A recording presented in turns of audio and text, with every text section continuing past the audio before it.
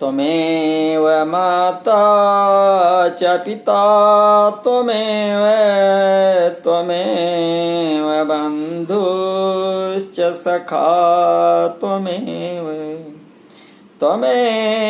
विद्या द्रविणं त्वमेव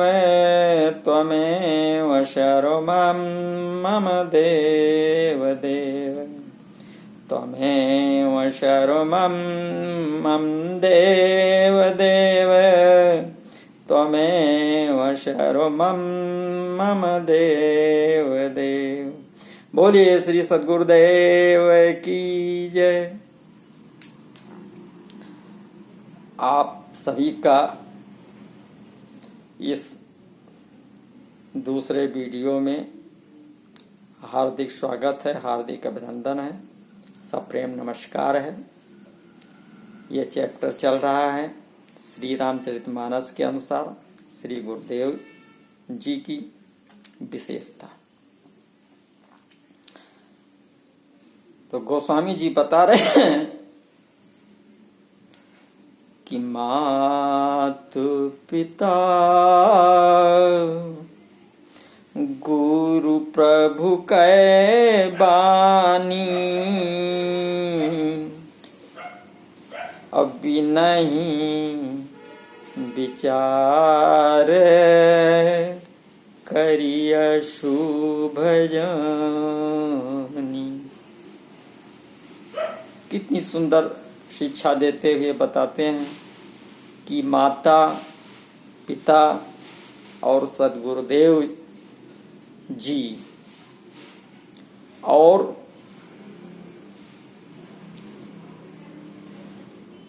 जो आपके जिनमें श्रद्धा हो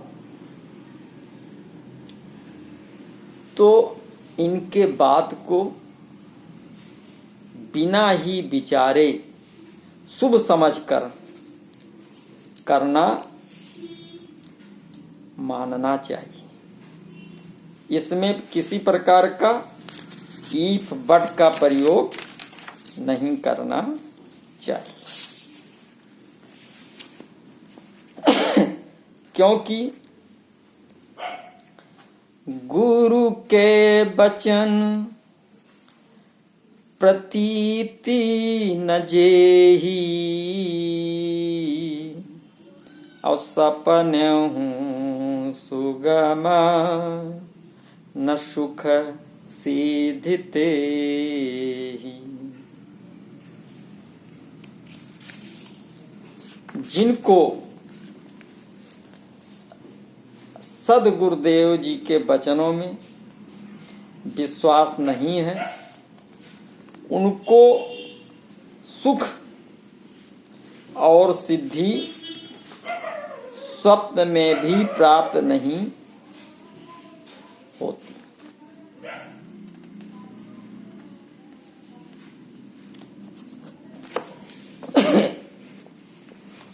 तो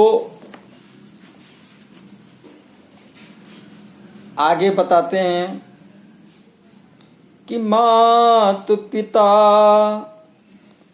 गुरु स्वामी सिख, सिर धरि करहि सुभाए, और लहु लाभो तिन्ह जन्म कर, न तरु जन्म जग जाय। क्या बताया कि जो लोग माता पिता गुरुदेव जी और अपने स्वामी जी की शिक्षा को स्वाभाविक ही सिर पर चढ़ा करके, यानी उनको आत्मसात करके और उसको फिर एक्शन में, क्रिया में लाते हैं, उसका पालन करते हैं, तो समझो उन्होंने ही ये जो मानव जीवन जो जन्म लिया है वो सार्थक है और वो ही इस जन्म का लाभ प्राप्त कर पा रहे हैं। और जो ऐसा नहीं करते हैं तो वो उनका ये मानव जीवन का जो जन्म है वो व्यर्थ ही है।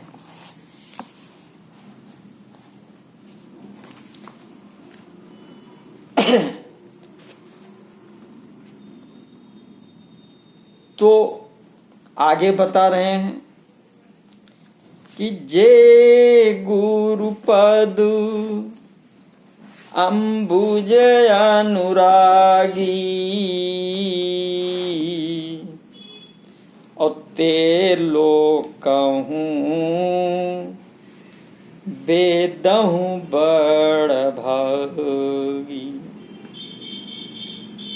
गोस्वामी जी इस रामचरितमानस में अयोध्या कांड के 258 चौपाई में, चौपाई नंबर 5 में बता रहे हैं कि जो लोग सद्गुरुदेव जी के श्री चरण कमलों के अनुरागी हैं वे लोक में लौकिक दृष्टि से भी और वेद में पारमार्थिक दृष्टि से भी बड़ भागी होते हैं, बड़े भाग्यशाली होते हैं। और फिर जिस पर सद्गुरुदेव जी का ऐसा स्नेह है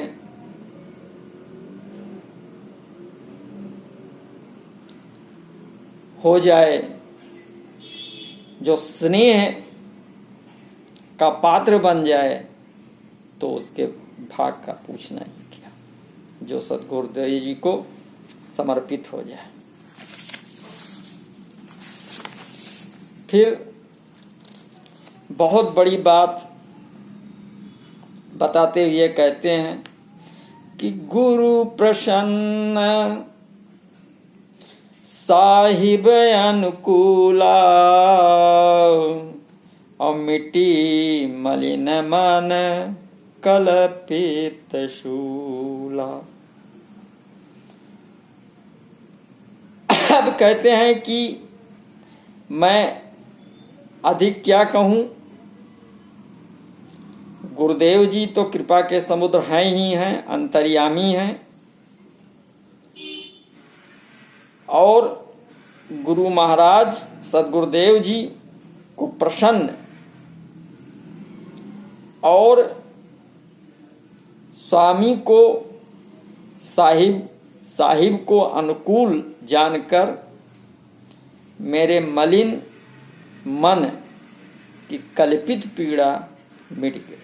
यानी मन की कल्पना से जो पीड़ा होती है वो पीड़ा सद्गुरुदेव जी जब प्रसन्न होते हैं और साहिब जब अनुकूल हो जाते हैं तो ये समाप्त हो जाती है। तो फिर आगे बताते हैं कि गुरु पितु मातु स्वामी सिख पाले और चलहूँ कुमग पग पराही न खाले। तो गुरु माता पिता और स्वामी की शिक्षा यानी आज्ञा का पालन करने से कुमार्ग पर भी चलने पर पैर गड्ढे में नहीं पड़ता। ऐसा सुदृढ़ ज्ञान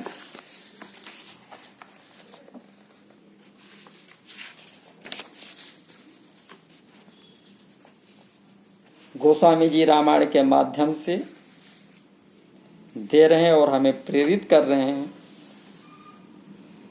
आगे और विशेषता बताते हुए गोस्वामी जी कहते हैं किष्किंधा कांड के 17वें दोहे में कि भूमि जीव संकुल रहे गए शरद ऋतु पाए और सदगुर मिले जाहि जिमी संशय भ्रम समुदाय। बता रहे हैं कि वर्षा ऋतु के कारण क्या होता है कि पृथ्वी पर जो जीव भर गए थे, यानी कीड़े मकोड़े वगैरह वगैरह जो हानिकारक जीव होते हैं, वो बरसात में आ जाते हैं और वो नुकसानदायक होते हैं। लेकिन जब शरद ऋतु आ जाती है तो शरद ऋतु आने पर ये सब नष्ट प्राय हो जाते हैं। इसी प्रकार जब सद्गुरुदेव जी मिल जाते हैं तो सद्गुरुदेव जी के मिलने से हमारे अंदर जो संदेह और भ्रम हैं, यहाँ तक इनके जो समूह जिन्होंने अपना घर बना लिया है, वो भी नष्ट हो जाते हैं।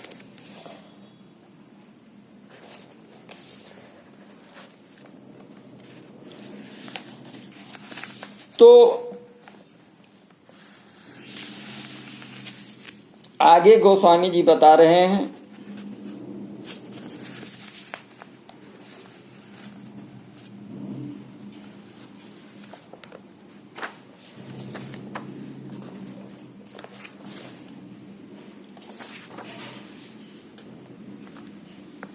कि नर तन भव बारिध कहाँ बेरो सनमुख मरुत अनुग्रह मेरु। तो करण धार सदगुर दृढ़ नावा और दुर्लभ साज सुलभ कर पाव। वाह, कितनी सुंदर बात गोस्वामी जी उत्तरकांड के 43वें दोहे के 8वें चौपाई में बता रहे हैं कि ये जो मनुष्य शरीर ये भवसागर से तरने के लिए जहाज के समान है और सद्गुरुदेव जी की कृपा ही अनुकूल वायु होती है। और वास्तव में तो सद्गुरुदेव जी इस मजबूत जहाज के कर्णधार और खेने वाले होते हैं। तो इस प्रकार दुर्लभ जो कठिनता से मिलने वाले साधन हैं, वो सुलभ होकर सद्गुरुदेव जी की कृपा से शिष्य को प्राप्त हो जाते हैं। यानी कर्णधार सद्गुरु दृढ़ नावा दुर्लभ साज सुलभ करता। जो कर्णधार हैं वो सद्गुरुदेव जी हैं, सद्गुरुदेव जी ही करने वाले हैं। जो कुछ करने वाले हैं वो सद्गुरुदेव जी हैं और उनके समर्पित हो जाने पर, उनके सहारे हो जाने पर वो जो दुर्लभतम मोक्ष की गति है, वो गति सद्गुरुदेव जी की कृपा से सुलभ हो जाती है, प्राप्त हो जाती है।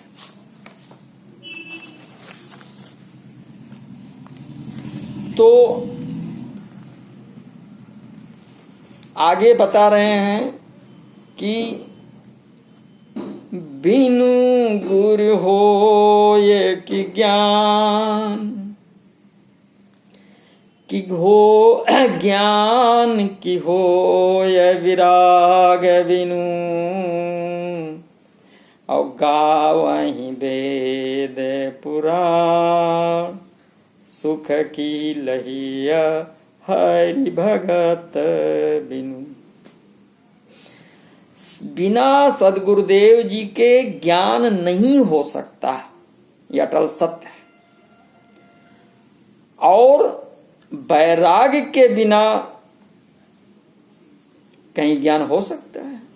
यानी सदगुरुदेव जी का होना और वैराग्य का होना, दोनों की आवश्यकता है। और जब सदगुरुदेव जी मिल जाते हैं तो हमें जो दुर्लभतम ज्ञान है, आत्मज्ञान है, वो ज्ञान प्राप्त हो जाता है। क्योंकि गोस्वामी जी ने आगे बहुत ही क्लियर बताया कि गुरु बिन भवनिधि तरई न कोई, और जौ बिरांची शंकर साम होई। सदगुरुदेव जी के बिना कोई भवसागर तर ही नहीं सकता। बिल्कुल कंफर्म क्लियर बात है।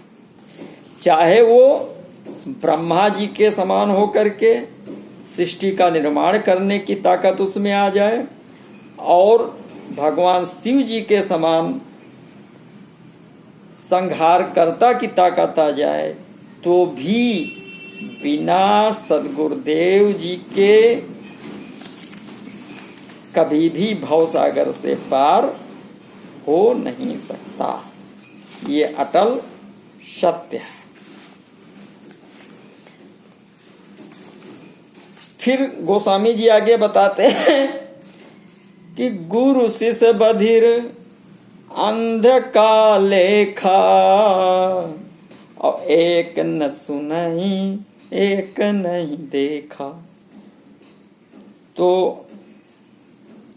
जिस प्रकार सौभागिनी विभूषण हीना और विधवन के सिंगार नभी, तो जैसे सुहागिनी स्त्रियां तो आभूषणों से जो रहित होती हैं, पर विधवाओं के नित नित नए श्रृंगार होते रहते हैं, उसी प्रकार शिष्य और गुरु में बहरे और अंधेरे का सा हिसाब होता है। एक शिष्य गुरु के उपदेश को सुनता नहीं, और एक जो गुरु है वो अंध है, वो देखता नहीं, उसे ज्ञान दृष्टि प्राप्त नहीं है। ये जो गुरुदेव जी के शरणागत नहीं हुआ है उनके लिए, और जो वास्तव में गुरु नहीं है, गुरु का ढोंग कर रहे हैं, सदगुरु नहीं है, उनके लिए बताया गया। अब आगे और क्लियर करते हुए गोस्वामी जी कह रहे हैं कि जो ऐसे नकली गुरु हैं वो हर शिष्य धन शोक न हरई, और सो गुरु घोर नरक में पड़े। वो गुरु के लिए भी कह रहे हैं कि जो गुरु शिष्य का धन हरण करता है पर शोक नहीं हरण करता, वो घोर नरक में पड़ता ही है, उसमें दो राय नहीं है। अब शिष्य के लिए कहा कि हर गुर निंदक दादुर होई, और जन्म सहस्त्र पावतन सोई।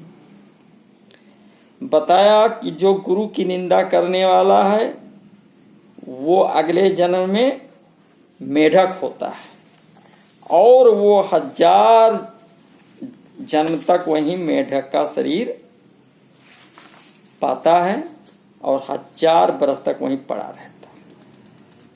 इसीलिए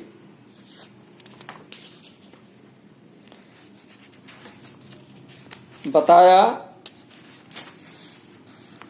कि गुरु पद प्रीत नीत रत जेई, और द्विज सेवक अधिकारी तेई। जिनकी श्री सदगुरुदेव जी के श्री चरण कमलों में प्रीति है, जो नीत परायण है और जो सदगुरुदेव जी के जो ज्ञान को ग्रहण किए हुए हैं, वे ही सदगुरुदेव जी के सेवा के अधिकारी होते हैं। और अन्य में सामर्थ्य नहीं होता। तो इस प्रकार से गोस्वामी जी ने श्री सद्गुरुदेव जी की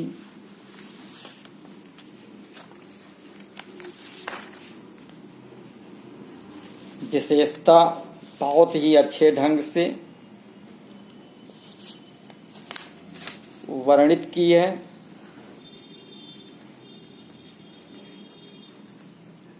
और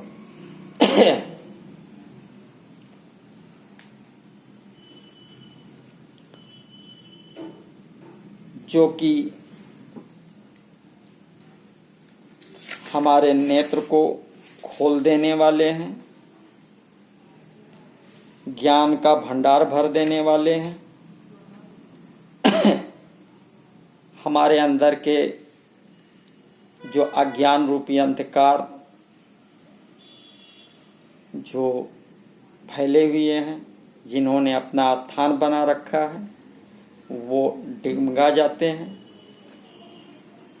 और वो पदचित हो जाते हैं, वो हट जाते हैं और इतनी तीव्रता से उनका नाश होता है कि जिस प्रकार सूर्य के रोशनी निकलने से रात्रि का अंधकार दूर हो जाता है, उसी प्रकार सद्गुरुदेव जी की जो कृपा है, जो ज्ञान है, वो ज्ञान से हमारे हृदय के अंदर इतना प्रकाश उत्पन्न हो जाता है कि काम, क्रोध, लोभ, मोह, अहंकार का शनै शनै पतन होने लगता है।